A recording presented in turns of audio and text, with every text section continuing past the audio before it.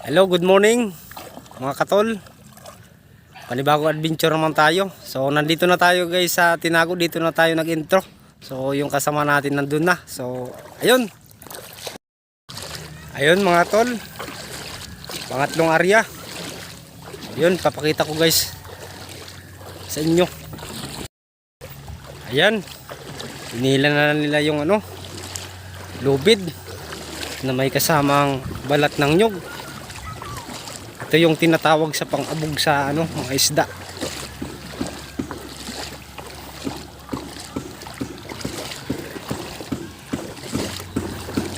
Ayun.